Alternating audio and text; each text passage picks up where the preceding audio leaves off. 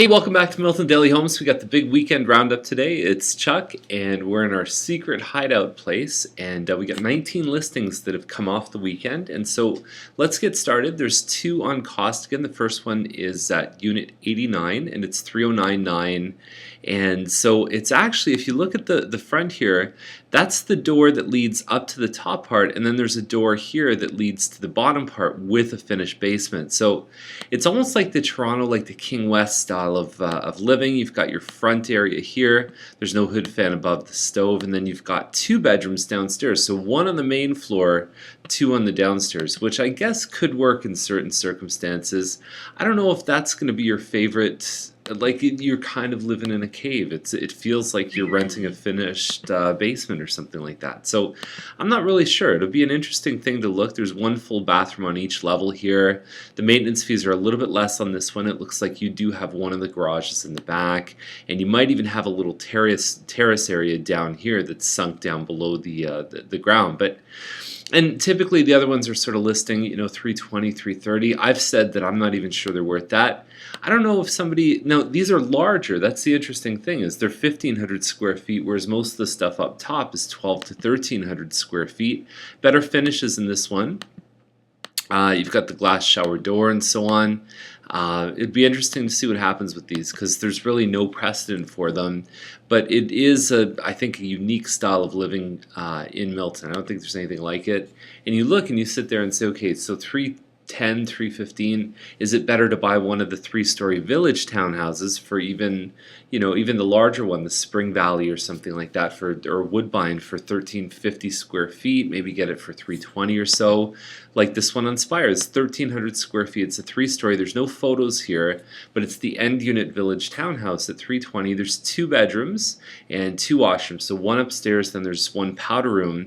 But depending on the finishes here, I think they're really that's a good price for this home. There's not any hardwood or anything like that, but we've seen these models. I mean, even in late, like in November, December, we saw them selling for 330, 335. So Edwards is a Hexam model for under $350,000. That's what you first see when you walk in the house, and then you get further back and you've got your kitchen with the family room. Some upgrades in the kitchen here. You've even got this nice stainless steel backsplash. At $350, this one is a stinger of a deal. So definitely jump on this one here. It's not going to last long, and I'll give you some context for what kind of a deal it is as you see some of the other listings in here. Excuse me. Cartmere Way is $374.9. It's about 1,865 square feet of total living area, including the finished basement. You've got your kitchen with your eat-in plus a big area in the back. Typically, we saw these sell for in the 360s and even low 370s towards the end of last year. And you do have some train tracks somewhere south of here, but you do have the forest, and you get a bit of tree action right there. So I think it sort of balances each other out. King Street is $379. I think it's a cute little bungalow. A lot of really good places in Old Milton within probably a 5 or 10 minute walk of downtown. So this would be one of them. Cozy. I think about this as a nice alternative to a condo. Even if you came in and did some work, you're still under $400,000 or right over that. 66 by 115 foot lot. It looks like there's a detached one-car garage, and it's only two bedrooms. It's nice and manageable. Barclay Circle is at $382.5. It's a Croftside model. I can't tell if it's an end unit, so we'll have a look in the dining room, but it's a 1,380 square foot home with a finished basement. Now again, compare that to a 1,435 on Edwards with no finished basement. Yes, it has less finished area, but it's 30 something thousand less than this one. And actually, I think better finishes inside. So it'll be very interesting to see. I wouldn't be surprised if Edwards sold for more than asking. And you've got an all brick here, April 15th. Miles Street is another really nice one. Like comparing this one even to the one on King, which I thought wasn't too bad at all. 389, three bedrooms, 66 by 120. Look at the beautiful kitchen here. You've got some radial arches. Lovely, lovely stuff. I don't know. This almost seems too good to be true as well. So this is definitely a zinger, definitely a hot pick, and I'm a big fan of this one. So I don't know if there's something that I would think the first number would start with a 4 on this, but it looks really really nice here. Duncan Lane 508. So 508 on Duncan might be towards the bottom end. It might be facing Derry, might be facing the train tracks, or it could be a little bit further in where it's not facing either one of those. Didn't have a chance to look it up, but it's 399.8.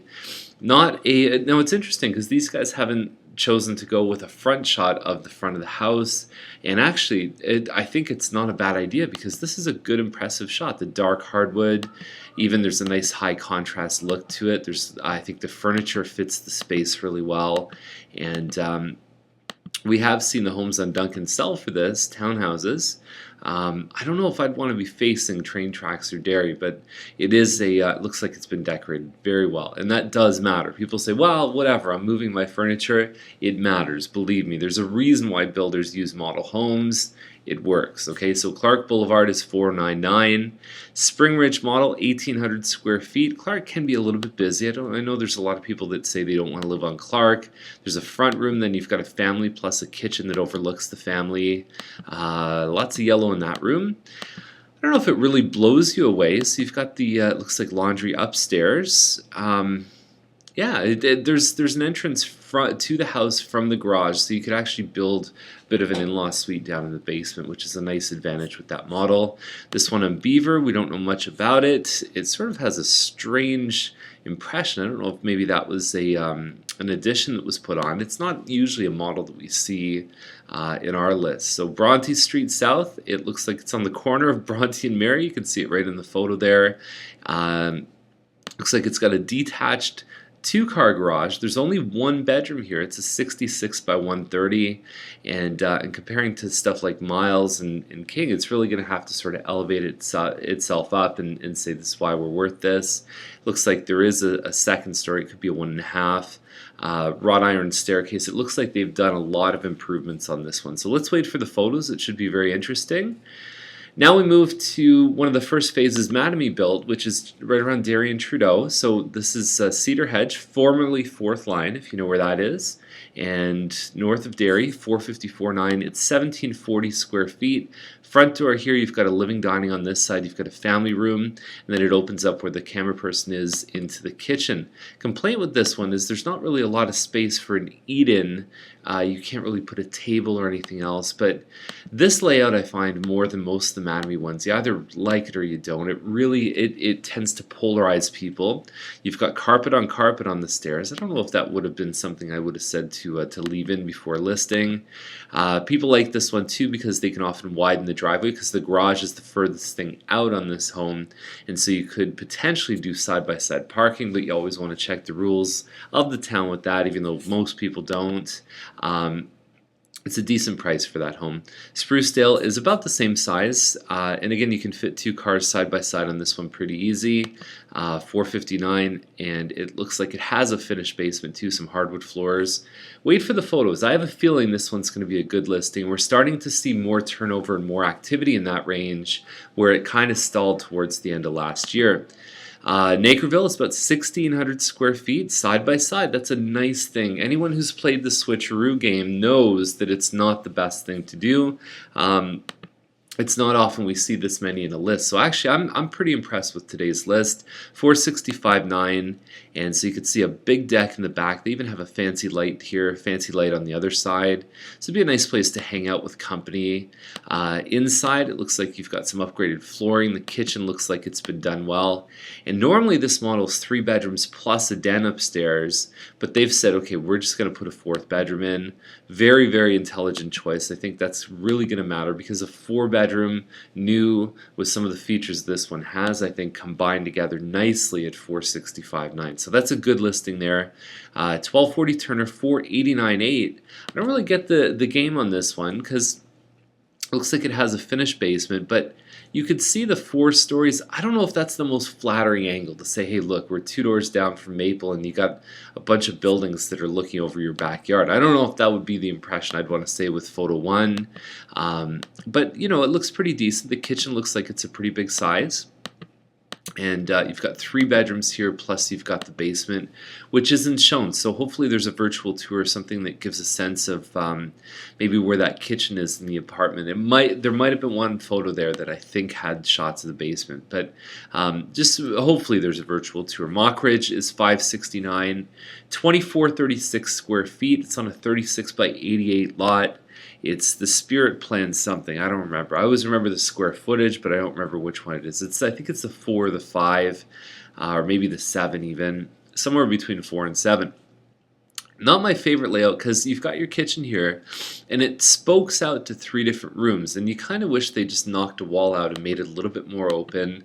They've got the moldings in the kitchen, loft upstairs, plus 4 bedrooms, and it's possible that they've listed this one as a 5-bedroom that they've closed off the loft upstairs, and then it looks like there's a partly finished basement with a 6th bedroom. So if you really need a lot of bedrooms and your budget's under $600,000, this is probably one of the ones that it would fit.